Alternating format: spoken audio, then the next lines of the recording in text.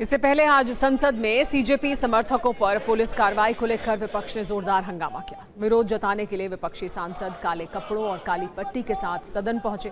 लोकसभा की कार्यवाही शुरू होते ही कांग्रेस सांसद केसी वेणुगोपाल ने शिक्षा मंत्री धर्मेंद्र प्रधान के इस्तीफे की मांग की। जवाब में संसदीय कार्य मंत्री किरण रिजिजू ने कहा कि सरकार नीट पेपर लीक के मुद्दे पर चर्चा के लिए तैयार है। उधर राज्यसभा में मल्लिकार्जुन खड़गे ने साफ कहा कि शिक्षा मंत्री के इस्तीफे के बिना नीट के मुद्दे पर चर्चा नहीं होगी। लगातार हंगामे के चलते आखिरकार लोकसभा और राज्यसभा दोनों सदनों की कार्यवाही कल सुबह 11 बजे तक के लिए स्थगित कर दी गई। समाजवादी पार्टी बीजेपी का नहीं है।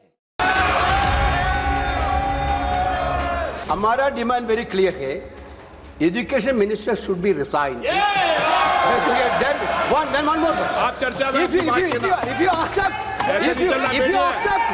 you accept adjournment motion पर चर्चा करो सर। सरकार पूरी तरह से नीट पेपर लीक पे चर्चा करने के तैयार है। हम लोग चाहते हैं कि चर्चा होना चाहिए। मैं कांग्रेस पार्टी को कहना चाहता हूँ, आप चर्चा को मांग करते हैं और फिर नारेबाजी लगा करके आप पूरा सदन को डिस्टर्ब करते हैं, ये ठीक बात नहीं है। रूल्स 267 के तहत यहाँ पर बहस करना चाहते हैं, उसके लिए अगर फेयर डिस्कशन होना है तो शिक्षा मंत्री पहले राजीनामा देना चाहिए। धन्यवाद। जब वो राजीनामा नहीं देंगे, निष्पक्षपात चर्चा यहाँ नहीं होगी। इसीलिए अगर निष्पक्षपात चर्चा होना तो मैं रिक्वेस्ट करता हूं गवर्नमेंट को वो रिजिग्नेशन दिलाए। आदरणीय नरेंद्र मोदी जी के नेतृत्व में चलने वाली सरकार एक पारदर्शी सरकार है और लोगों के पक्ष में हमेशा फैसला करने वाली सरकार है। और ये जो जन विरोधी गतिविधि इनकी चल रही है, इसकी हम लोग तीव्र भर्त्सना करते हैं। इनको प्रजातंत्र में कोई विश्वास नहीं है। सर, हमने ये सवाल उठाया है कि सोमवार को छात्रों के खिलाफ जिस तरह लाठीचार्ज और हिंसा की गई है, उससे मेरा मन लाठीचार्ज अत्यंत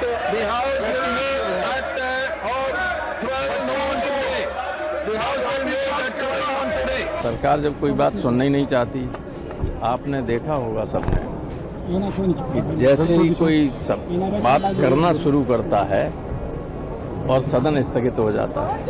11:01 पर स्थगित हो जाएगा, 12:01 पर स्थगित हो जाएगा और 2:01 पर स्थगित हो जाएगा।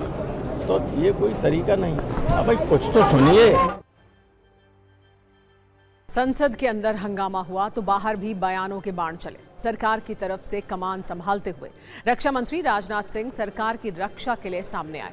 उन्होंने आरोप लगाया कि छात्रों को राजनीति का औजार बनाया जा रहा है। मुद्दों पर चर्चा की जगह सदन है, सड़क पर समाधान नहीं होता।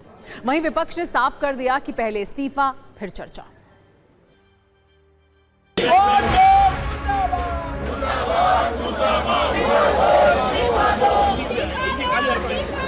हमारे देश के छात्रों और नौजवानों को कुछ लोग अपने राजनीतिक स्वार्थों की पूर्ति के लिए एक राजनीतिक औजार के रूप में इस्तेमाल करने का प्रयास कर रहे हैं। सरकार ने हर मुद्दे पर सार्थक बहस करने की भी बात की है और कई बार अपनी बात को दोहराया भी है, मगर विपक्ष संसद में नहीं बल्कि सड़क पर मुद्दों का समाधान करने का मैं मानता हूं अनुचित प्रयास कर रहा है। 10 घंटे के लिए तो हमने वंदे मातरम पर चर्चा की, अब फिर से वंदे मातरम की जो बिल निकाल रहे हैं ये लोग, ठीक है। तो हम इस विषय पे एडजर्नमेंट मोशन पे चर्चा क्यों नहीं कर सकते? लंबी चर्चा ठीक ढंग से क्यों नहीं हो सकती? ये पूछिए आप सरकार से। हमने जब खुले दिल से ऑफर किया सरकार की ओर से कि हम चर्चा चाहते हैं, तो उसको व्यवधान डालने के लिए कोई कंडीशन ऐसा डालेंगे ताकि चर्चा ही ना हो, ये तो ठीक बात नहीं है। सदन चर्चा के लिए होते हैं तो हम तो हमेशा चर्चा चाहते हैं। हमारी मांग विपक्ष और छात्र नौजवानों की लगभग मांग एक है कि इस्तीफा हो और उसके बाद बातचीत हो, उनकी मांगे मानी जाएं। युवा छात्र नौजवान जो इतने दिनों से मांग कर रहे हैं। जब तक धर्मेंद्र प्रधान का इस्तीफा नहीं होगा और जब तक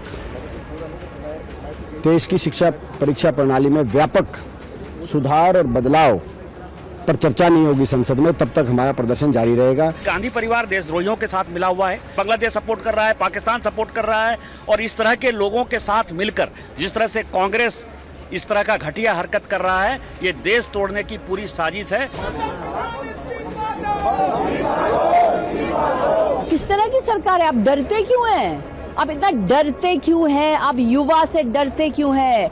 आप किसान से डरते क्यों हैं? आप वुमेन रेसलर से डरते क्यों हैं? आपको खुले दिल से बातचीत करनी चाहिए। हमारी सरकार पूरी तरह तैयार है कि नीट पे चर्चा हो, उसमें कोई दिक्कत नहीं है, लेकिन चर्चा कब हो, किस नियम के अधीन हो और कैसे इसको संचालित किया जाए, इसका निर्णय स्पीकर साहब को ही लेना पड़ेगा।